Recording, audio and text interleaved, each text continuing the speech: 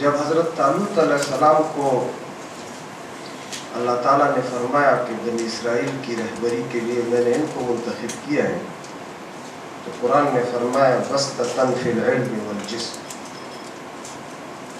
اس میں دو خصوصیات ہیں، ایک ہے علم کی اور دوسری ہے صحت اور جسم کی۔ لیکن اس سے پہلے حضرت یوسف علیہ السلام کو وحی کے ذریعے فرمایا گیا کہ آپ مصر میں اقتدار کی طلب کریں، تو انہوں نے یہ کہا کہ انی اجعلنی علی خزائن الارض انی حفیظ علیم۔ تو پہلی صفت تو ایمان ہے، جس کے نتیجے میں آدمی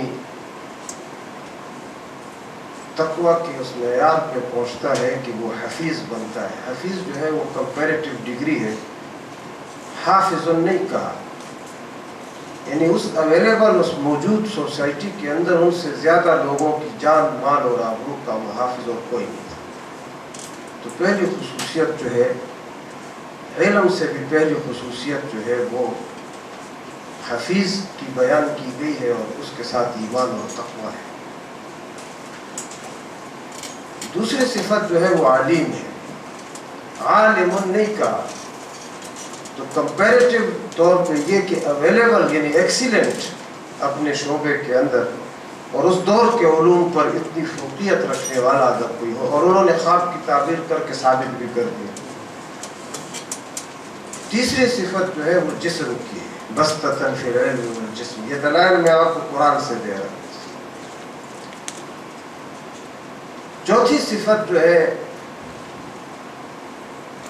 وہ ہے حکمت بالغہ۔ حضرت داؤد علیہ السلام اور سلیمان علیہ السلام کے ضمن میں قرآن نے یہ لفظ استعمال کیا،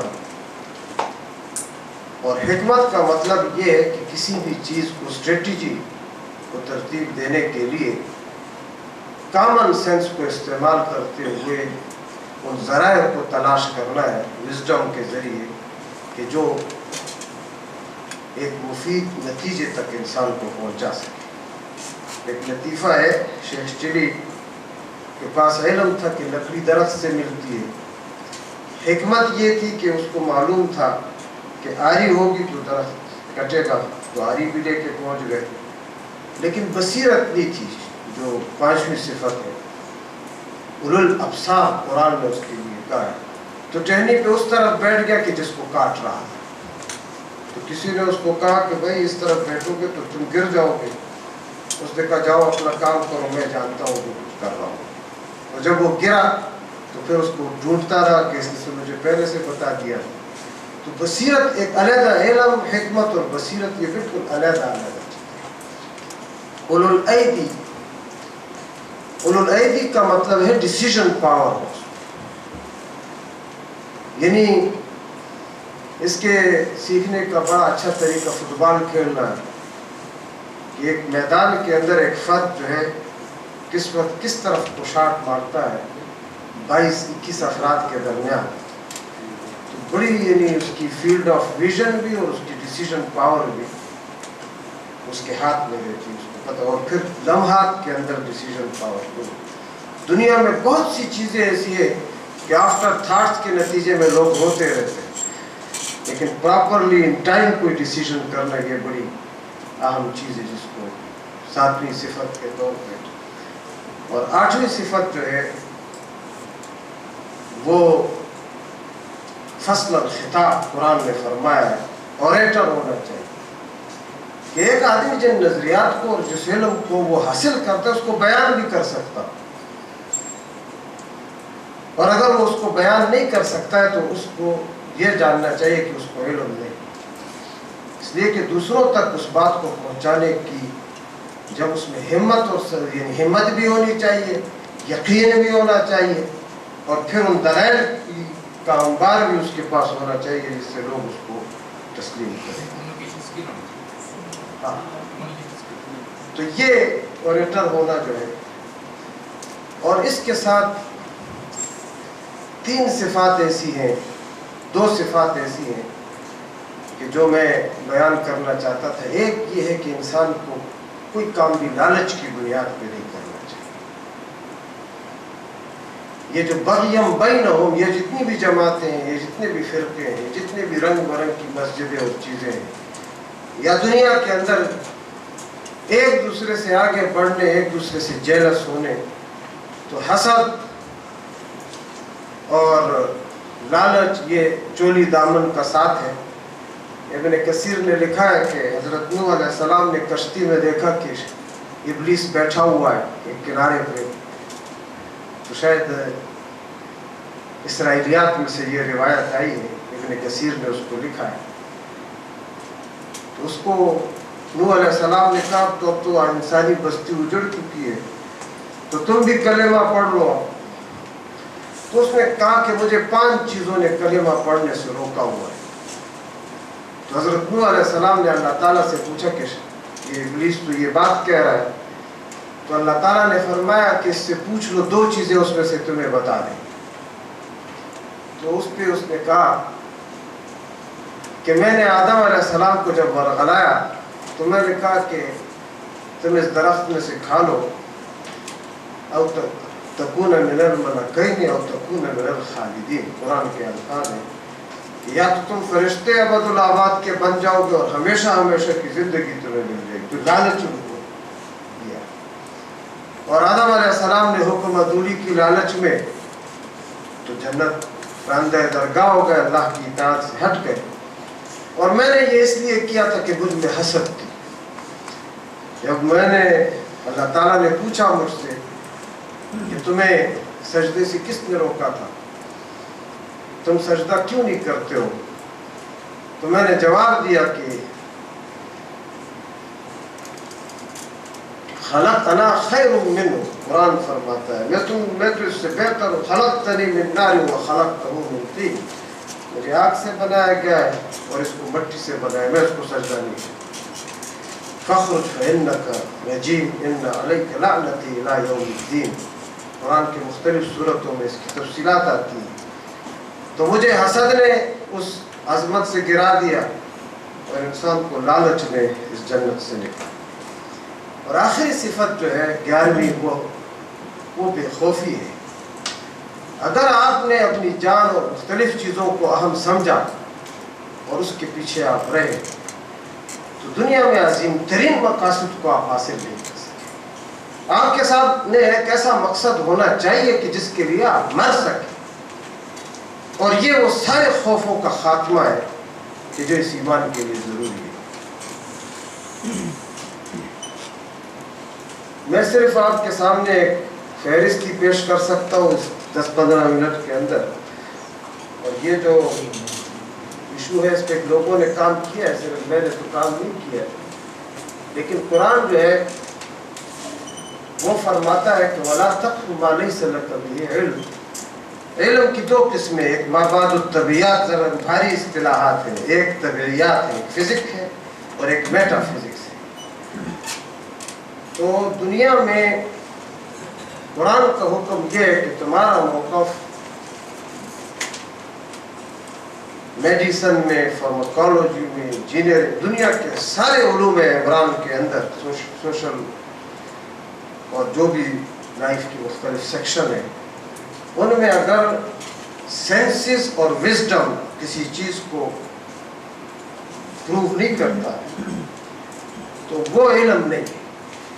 یعنی سائنٹیفک جو آپ دیکھیں گلیلو نے جو پیش کیے ہیں، ایک سائنٹسٹ اور ایک سائنٹیفک کرائٹیریا جو رکھا ہے، اس میں یہی ہے کہ سینسز اور وزڈم جس چیز کی تصدیق کرے تو وہی علم ہے۔ اور قرآن کی سورہ بنی اسرائیل میں یہ آیت ہے کہ ان السمع والبصر، بے شک سننا اور دیکھنا، والفؤاد اور وزڈم، کل اولئک کان عنہ مسئولا، یعنی یہ اصول ہے کہ دنیا میں سارے فیصلوں کی بنیاد طبیعیات کی، اگر تجربہ اور سینسز اور وزڈم کے مطابق نہیں ہے تو وہ حرام ہے، اس کے بارے میں پوچھا جائے۔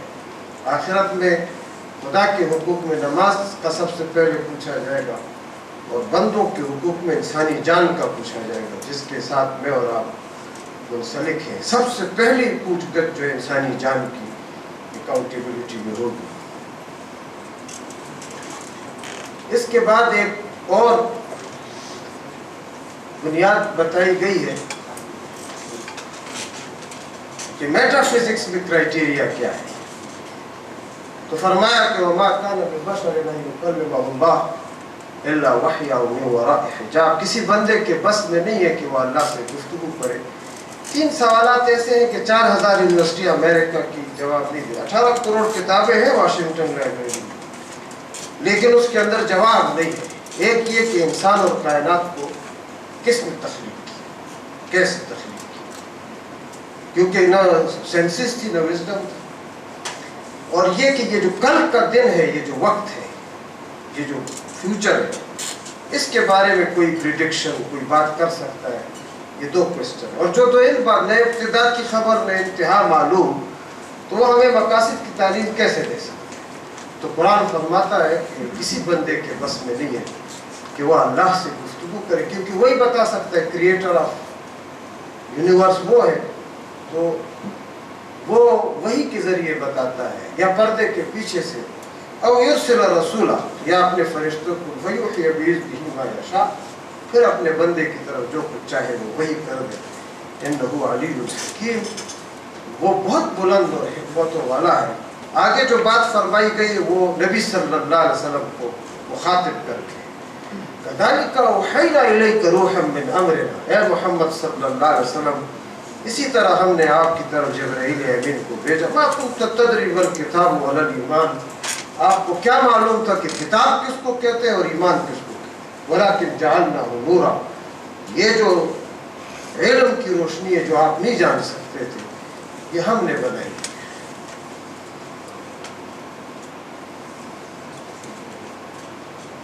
انک لتہدی الی صراط مستقیم، جس چیز کا نام صراط مستقیم ہے وہ ہم نے آپ کو بتایا. آپ دیکھیں پہلی وحی میں فرمایا گیا تعلم الانسان ما لم یعلم، انسان کو اس قرآن کے ذریعے میٹا فزکس کا وہ علم دیا گیا جو وہ اپنے ذرائع سے حاصل نہیں کر سکتا. خلاف عقل نہیں ہے لیکن ماورائے عقل ضرور ہے. اور اسی کا اجر مقرر کیا گیا ہے کہ ان الذین یخشون ربهم بالغیب، جو لوگ خدا کو اس حال میں مانتے کہ نہیں دیکھا ہے اس کو، لہم مغفرۃ واجر، ان کے لیے مغفرت ہے اور بڑا ہے. سر قولکم وجهروا به، تم جو ظاہر کرتے ہو یا باطن، انہ علیم بذات الصدور، وہ تمہارے سینوں کا حال جانتا ہے. الا یعلم من خلق، وہ نہیں جانے گا تو کون جانے گا جس نے تخلیق کی. وہ هو اللطیف الخبیر، بہت باریک بین اور بہت باخبر ذات ہے. اچھا، بعض لوگ کہتے ہیں کہ علم کی حد کیا ہے؟ تو قرآن فرماتا ہے کہ ان فی خلق السماوات والارض واختلاف اللیل والنہار، یعنی ٹائم، اسپیس اور ٹائم. آسمان اور زمین سے ہٹ کر اور کیا ہے اسپیس میں؟ اور واختلاف اللیل والنہار، اور رات اور دن کی یہ جو چاہیے ٹائم ہے، لآیات لأولی الالباب. اور پھر فرمایا کہ الذین یذکرون اللہ قیاما وقعودا وعلی جنوبہم، جو کھڑے ہو کر، بیٹھ کر اور لیٹے ہوئے، ویتفکرون، اور یہ جو فکر ہے، فی خلق السماوات والارض، یہ تعلیم ہے. زمین اور آسمان کی تخلیق میں جو فکر کرتے ہیں، کہتے ہیں کہ ربنا ما خلقت ھذا باطلا. ابن رشد کہتے ہیں کہ انسان کو جو سینسز اور عقل دی گئی ہے، جو وقت دیا گیا ہے، جو صفات اور صلاحیتیں دی گئی ہیں، اگر اس 40-50 سال اور 30 سال کی عمر میں وہ اپنے رب اور کائنات کی حقیقت کو نہیں پہچانتا ہے تو اس نے خیانت کی ہے اپنے ان صفات کے ساتھ. He is dishonest. اس کو اپنے اس بات کا علم ہی نہیں ہے کہ زمین کیا ہے. اب یہ جو خصوصی پوائنٹس ہیں اس سلسلے میں آپ کے سامنے رکھنا چاہتا تھا کہ قرآن میں اللہ الذی رفع السماوات بغیر عمد ترونها، عرب لٹریچر میں 1400 سال پہلے یہ آیات نازل ہوئی. وہ یہ تھا کہ پہاڑ کے اوپر آسمان رکھے ہوئے، کیونکہ پہاڑ کی چوٹی تک کون جائے، اونچے پہاڑ ہیں ان کے اوپر آسمان. تو قرآن فرما سکتا ہے، قرآن اس بارے میں ذکر ہی نہ کرتا، لیکن قرآن نے اصلاح کی ہے کہ اللہ تعالیٰ جس نے آسمانوں کو اونچا بنایا غیر عمد، اس کے کوئی پلرز نہیں، He who raised up the heavens without any pillars that you can see.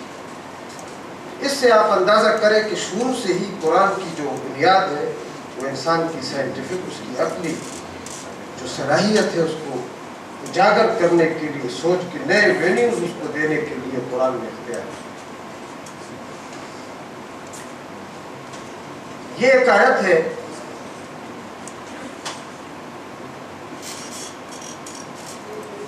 Anatomy के प्रोफेसर, थाईलैंड के इंटरनेशनल इस्लामिक साइंटिफिक कॉन्फ्रेंस थी 98 में, इस तरह सऊदी अरब ने उसने इस्लाम इस बुनियाद को कबूल किया कि 1400 साल पहले ये आयत नाजिल हुई थी। बर्फ की जो स्टेजेस है आपने देखी, इन्नल लज़ीना कफ़रू बिआयातिना सौफ़ नुस्लीहिम नारा कुल्लमा नुज़िजत जुलूदुहुम बद्दलना जुलूदन ग़ैरहा लियज़ूक़ुल अज़ाब, कि जब इंसान को जलाया जाएगा जहन्नम में और वो उसकी जिल्द जो है वो सेंसरी लॉस हो जाएगा, तो उसके बाद उस बद्दलना जुलूदन ग़ैरहा लियज़ूक़ुल अज़ाब, तो हम उसकी जिल्द को नई जिल्द से बदल देंगे ताकि वो उस अज़ाब को टेस्ट कर सके।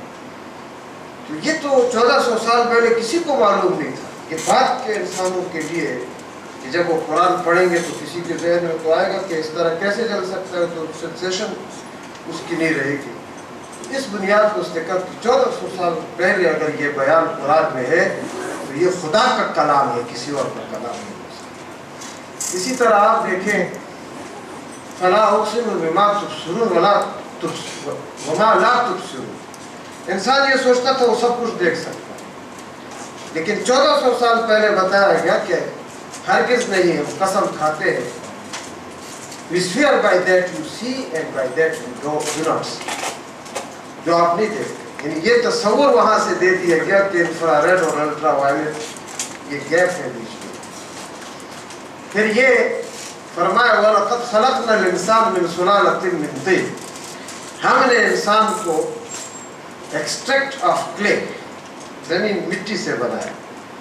तो अगर आप आज इस कंपोजिशन को देखें जो कि यहाँ पर मौजूद है, तो इसमें सारे एलिमेंट्स वो हैं कि जो मिट्टी में मौजूद है, वो इंसान के लिए भी उसकी जिक्र यहाँ पर है। फिर इसी तरह कीथ मूर का ये आपने हिस्सा पढ़ा होगा कि कीथ मूर ने ये सारी बातें दरियाफ्त की हैं और 1981 में उसने कहा 7th मेडिकल कॉन्फ्रेंस इन दमाम में कि it has been a great pleasure for me to help clarify statement in the Quran about human development. It is clear to me that this statement must have come to Muhammad from God, because almost all of this knowledge was not discovered until many centuries later. This proves to me that Muhammad must have been the messenger of God.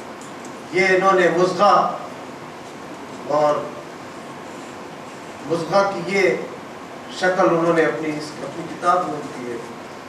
और इसी तरह अलक़ा, देखिए खून मुअल्लक़ चीज़ होती है जो लटकी हुई है, और अलक़ा ख़लक़नल इंसान मिन अलक़, खून के लोथड़े से। तो इसमें आप देखिए कि टफ कैपिलरीज, ये सारी चीज़ें यहाँ मौजूद है। अच्छा, ये फिंगरप्रिंट्स के बारे में सूरह क़यामा में आता है कि अयहसबुल इंसान अल्लन नजमा इज़ामा, इंसान समझता है कि हम उसकी हड्डियों को इकट्ठा नहीं कर सकेंगे। बला कादिरीन अला अन नुसव्विय बनाना, हम तो इस पर भी कादिर है कि उसकी उंगली की पूरों को इकट्ठा करें। अब आइडेंटिफिकेशन में ये बात सामने है, और फिंगरप्रिंट्स आज के इंसान ने ये दरियाफ्त किया कि किसी दो आदमियों की फिंगरप्रिंट्स जो है वो एक दूसरे से नहीं मिलती। इसी तरह ये जो फ्रंटल लोब है उसके बारे में सेरिब्रल कॉर्टेक्स में ये जिक्र किया गया है कि नासियतिन काज़िबतिन खातिआ, कि if he does not stop we will take him by the Nasiya, हम पकड़ लेंगे a lying sinful नासिया, उसका जिक्र कुरान ने किया है।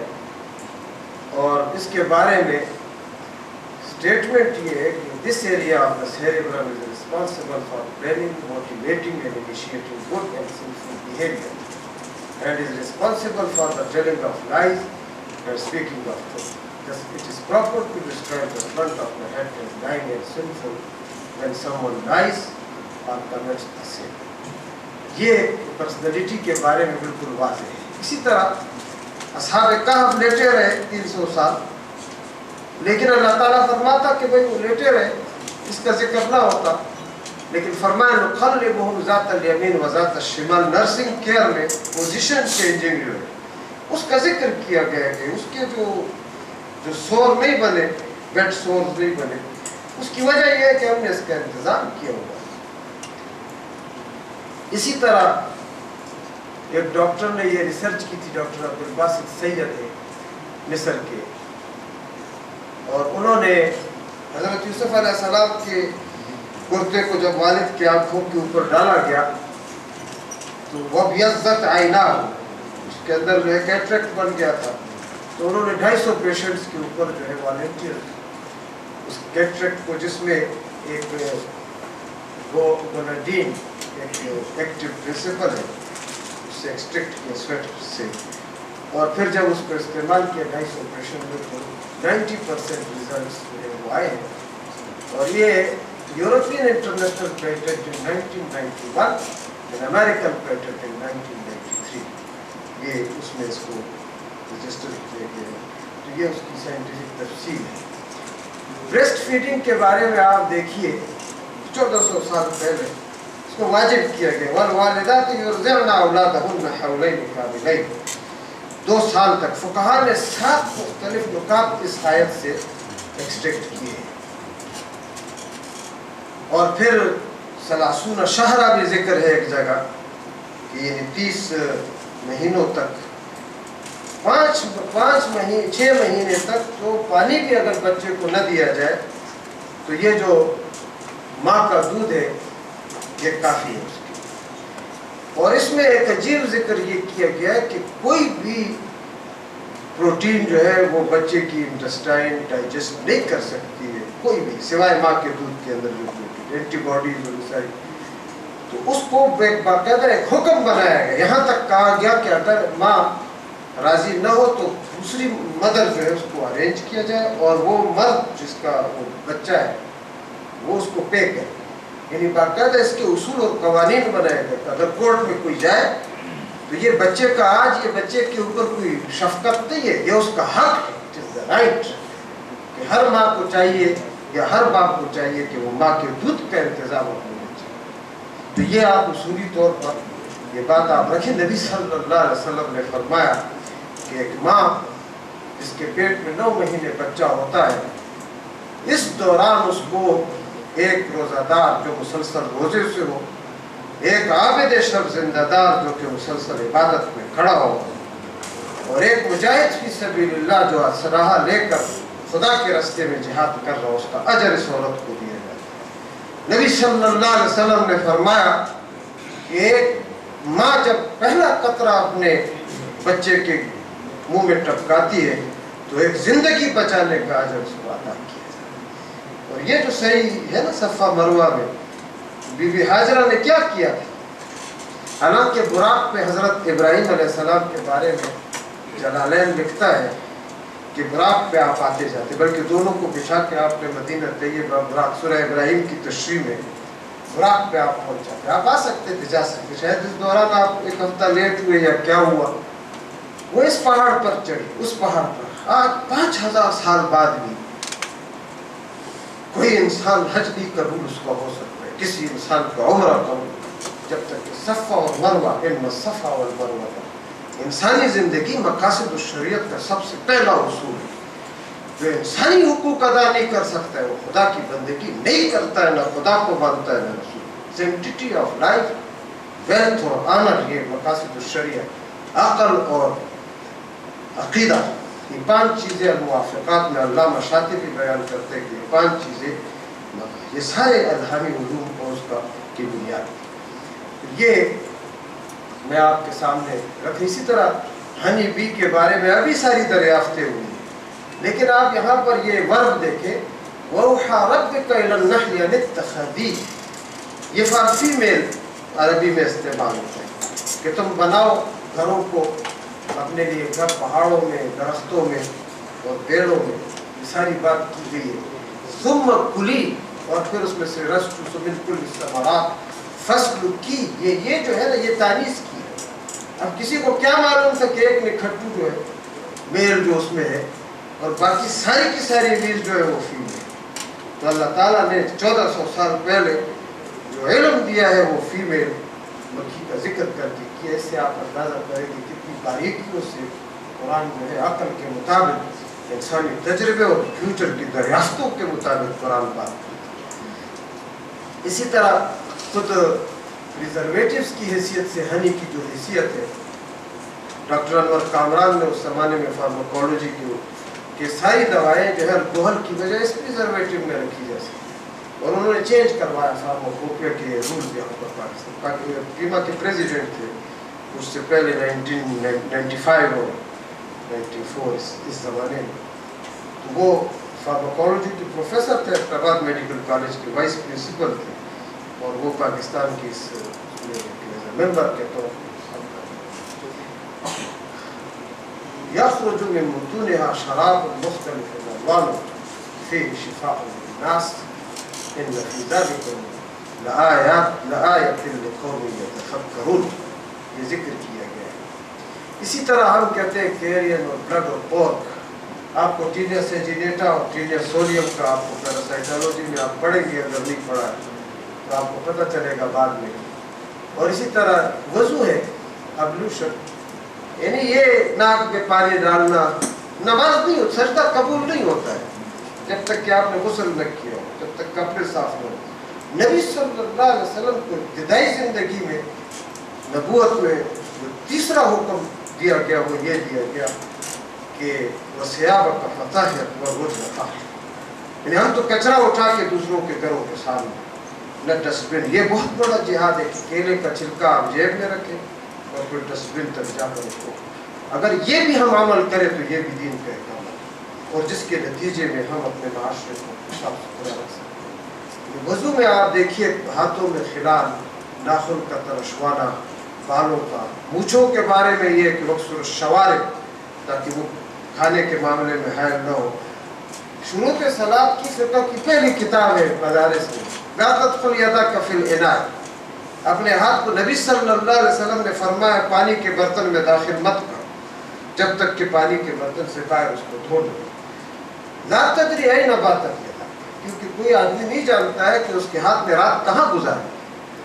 تو یہ جو پورا پروسیس ہے. پھر نماز کا، منہ کا صاف کرنا. آپ دیکھیں مسواک، نبی صلی اللہ علیہ وسلم نے فرمایا کہ اگر مجھے حرج کا یقین نہ ہوتا تو میں اس کو واجب کر دیتا مسواک کو. یہ جو نہیں کرتا گناہ گار ہوتا، لیکن اس وجہ سے کہ یہ، اور آپ نے کبھی اس کو ترک نہیں کیا.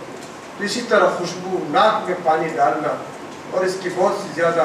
اسی طرح روزے کے معاملے میں پھر یہ جو نماز کا خاص طریقہ ہے، آپ دیکھیے یہ ویریکوز وین جو ہے، یعنی اگر مسلسل اس طرح کی ایک ترتیب انسان اختیار کرے تو اس کی بہت سی چیزوں سے اس کی جو ہے وہ پریونشن میں یہ ساری آتی ہے یہ بات. پھر اسی طرح ایک انٹرنیشنل کانفرنس میں جو کہ مراکو میں ہوئی 1994 میں، تو بینیفٹس آف فاسٹنگ جو ہے اس کا ذکر کیا گیا ہے، giving rest to the digestive system. اور اس میں 50 ریسرچ پیپر پڑھے گئے جو آل اوور دا ورلڈ تھے، اور اس میں بینیفٹ آف فاسٹنگ رمضان اور اسی کے تحت یہ ساری بات آئی ہے. تو میں چونکہ میرا وقت کچھ زیادہ پڑ گیا ہے تو میں جلدی آپ کے سامنے کچھ چیزیں رکھوں گا. اس میں پہاڑوں کے سلسلے میں جو قرآن نے 1400 سال پہلے کی، یہ ہارون یحییٰ کی کتاب ہے معجزات القرآنیہ، عربی میں بھی، انگلش میں، اردو میں بھی شاید ٹرانسلیٹ ہوئی ہو. تو اس کے اندر یہ تصاویر بھی آپ کو ملیں گی. یہ کریشن آف کے بارے میں وہی یہ دخان مبین، سورہ دخان آپ نے نام سنا ہوگا قرآن. یہ دخان ہے، دھواں، اور ایک ایسا اسموک جس سے کائنات کی تخلیق ہوئی ہے. قرآن پہلے زمین اور آسمان ملے ہوئے تھے، کانتا رتقا ففتقنا. تو یہ قرآن کے اندر اس کا ذکر ہے. اور یہ جو ہے مرج البحرین یلتقیان بینہما برزخ لا یبغیان، تو یہ جو درمیان میں ممبرین ہے 100 میٹر تک 100 کلومیٹر تک یہ جبرالٹر کے قریب، اور اس سے جو سمندری حیات ہے ایک دم اس کا ٹیمپریچر چینج نہیں ہوتا اور پانی ایک دوسرے میں مکس اپ نہیں ہوتا. اس کا ذکر 1400 سال پہلے سورہ رحمان میں کیا گیا ہے. پہلے او کظلمات فی بحر اللجی، ایک ایڈمیرل فرینچ ایڈمیرل تھے جس نے پوری عمر سمندروں میں گزاری. جب یہ آیت پڑھی کہ ایسا اندھیرا رات کا وقت اور سمندر اور اس پہ بادل چھائے ہوئے، اذ اخرج یدہ لم یکد یراہ، جب آپ اپنا ہاتھ اس اندھیرے میں نکالے اپنا ہاتھ تو وہ بھی نہیں دیکھ سکتے. ومن لم یجعل اللہ لہ نورا فما لہ من نور، یعنی کفر کی مثال بتائی گئی کہ انسان کی بصیرت اس حد تک کتاب نہیں گئی. اس نے کہا کہ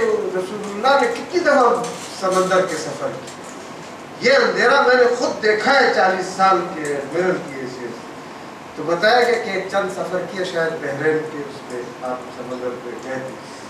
تو اس نے کہا کہ یہ پھر اللہ تعالیٰ نے فرمایا ہے، یہ کسی ایسے آدمی کا قول ہو سکتا ہے جس کا تجربہ اور ایکسپیرینس اس نے اسلام قبول کیا. یہ اسی طرح بادلوں کے بارے میں قرآن فرما دیتا کہ بادل ہوتے، لیکن قرآن نے بادل کی قسمیں آیات کے اندر بتائی ہیں کہ الم تر ان اللہ یزجی سحابا ثم یلبس بینہ ثم یجعل رکاما فتری الودق یخرج من خلاله وینزل من السماء. یعنی وہ ساری کی ساری سائنٹیفک ڈیٹیلز ہیں اس آیت کے اندر سورہ نور کے کہ آپ حیران ہو جائیں گے. اسی طرح رومن امپائر کے بارے میں ایک پیشن گوئی تھی کہ شرط لگ گئی اور اس کے بعد یہ پیشن گوئی پوری ہوئی، اور یہ بھی قرآن کا ایک معجزہ ہے. اسی طرح یہ فرعون کی لاش کے بارے میں فَالْيَوْمَ نُنَجِّيكَ بِبَدَنِكَ لِتَكُونَ خَلْفَكَ آیَةً إِنَّ كَثِيرًا مِنَ النَّاسِ عَنْ آیَاتِنَا لَغَافِلُونَ. یہ جورسپروڈنس جو ہے اس کا نالج ہوا، میڈیکل پروفیشن آگے بڑھے، پھر کتابیں لکھی گئی. جب انسانی دائرے میں یہ کاز آف ڈیتھ اور ایجنگ اور یہ ساری تفصیلات آ گئی تو اللہ تعالیٰ نے 1917 میں سر آرتھر نے یہ فرعون کی لاش نکالی ابو غنیمہ کے قریب، اور ایگزیکٹلی اس کی جو رپورٹ تھی کہ یہ اسفیکسیل ڈیتھ ہے، کس طرح اس کا وہ ہوا ہے، اس کی ایجنگ. تو چرچ نے اس کو رشوت کی پیشکش کی، لیکن اس نے کہا یہ رپورٹ ریسرچ پیپر ہے، یہ میں پیش کروں گا. آج یہ لاش مصر میں پڑی ہوئی ہے. 1300 سال مسلمان مفسرین اس کی کیا تشریح کرتے تھے، کیونکہ لاش تو نہیں موجود تھی، لیکن علمی طور پر انسانی سطح جب وہاں پہنچی تو پھر اللہ تعالیٰ نے. اب میں یہی کہتا ہوں، یہ موبائل اور یہ آپ کے حضرت عیسیٰ علیہ السلام کے آنے کے لیے میں اس وقت سوچتا تھا 10 سال 12 سال پہلے کہ وہ ایک مینار پہ اتریں گے، کس کو پتہ چلے گا. اب بریکنگ نیوز ہوگی اور پوری دنیا میں ہر انسان اپنی جیب سے موبائل نکال کے دیکھ رہا ہوگا. اس کے بعد کوئی انکار کا امکان نہیں. اور یہ وہ آخری ایک نشانی ہے جس کو قرآن فرماتا ہے یکلم الناس فی المہد وکہلا، کہ وہ پنگھوڑے میں گود میں بھی انہوں نے گفتگو کی پہلے دن انی عبد اللہ آتانی الکتاب وجعلنی نبیا، اور پھر اس کے بعد انہوں نے فی الکہلا 32 سال کی عمر میں وہ اٹھا لیے گئے. تو وہ اپنے بڑھاپے میں جو گفتگو کریں گے وہ بھی نشانی ہے قرآن نے فرمایا، اور وہ نشانی پوری ہوگی. تو یہ میں آپ کے سامنے یہ بتا رہا تھا کہ فیوچر جو ہے وہ بھی بیان کیا. جیسے سلیمان علیہ السلام کا جو اقتدار ہے آج تک کسی کو نصیب نہیں ہوا. اب آتا اذا آتا واد النمل، چونٹیوں کی بھی وادی میں انہوں نے اعلان کیا. چونٹیوں کی آواز جو ہے وہ کس طرح پھیلتی ہے اب پتہ چلا ہے کہ اس کی جو ڈیسیبلز ہے اس کی کس طرح ہے، اور پوری وادی کی چونٹیاں کس طرح سنتی ہیں. یا ایھا النمل ادخلوا، اسی طرح ہدہد کے ساتھ ان کی گفتگو، اور ایک پرندوں سے ابھی تک انسان نے نہیں شروع کی ہے. تو یہ جو فیوچر کے ویلیو ہے انسانی تاریخ ڈیولپمنٹ کی، اس کی طرف اشارہ کیا گیا ہے کہ انسان اس حد تک بھی پہنچے گا. پھر ایک ایسی بات انہوں نے کی ہے جو کمیونیکیشن میں آتی ہے کہ حضرت سلیمان علیہ السلام نے کہا کون ملکہ سبا کا تخت اٹھا کے لائے گا؟ قال عفریت من الجن انا آتیک قبل ان تقوم من مقامک، میں اس کو اٹھا کے لاتا ہوں کیونکہ آگ سے بنا ہوں. 1500-2000 کلومیٹر ہے، تو جانے آنے میں مجھے 2-3 گھنٹے لگیں گے واپسی میں. اور ایک عالم نے وہاں کہا عندہ علم من الکتاب انا آتیک قبل ان یرتد الیک طرفک، آپ آنکھ بند کریں اور کھولیں میں اس کو لے آتا ہوں۔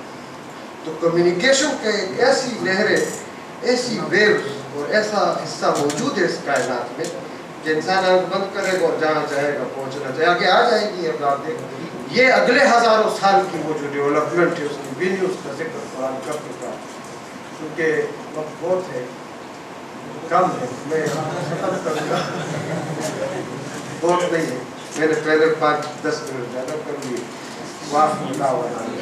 اسی طرح خوابوں کا ہے، سورہ رحمان میں ہے الشمس والقمر بحسبان۔ رحمت اللہ کی یہ ہے کہ یہ نہیں کہ سورج اور چاند بنا ہے، حساب سے بنا ہے۔ 10 کروڑ میل کے فاصلے پر سورج تھوڑا قریب ہوتا تو گرمی سے زندگی ممکن ہوتی، تھوڑا دور ہوتا تو سردی سے ممکن نہیں تھی۔ تو یہ 10 کروڑ کی یہ مصلحت اور یہ میزان اور یہ توازن، اسی لیے آئنسٹائن کہتا ہے سائنس اینڈ ریلیجن میں اس نے یہ ساری بات کی، اور قانون تجاذب کے سینٹریفیوٹل اور سینٹریفیوگل فورسز ہیں کہ کائنات کے جو اجسام ہیں، اجرام فلکی، وہ آپس سے میں نہیں ٹکراتے لیکن ان کے درمیان اٹریکشن ہے۔ وہ کہتا ہے کہ آپس میں کیوں نہیں ٹکراتے، ہمیں اس کا علم نہیں، میں یہ نہیں بتا سکتا کون سی قوت ہے جو اس کو سنبھالے ہوئے۔ اور سائنس اور ریلیجن میں اس دور کا سب سے زیادہ انفلوئنشل آدمی وہی ہے، وہ کہتا ہے کہ science without religion is blind and religion without science is mad۔ اپنے اس مضمون کے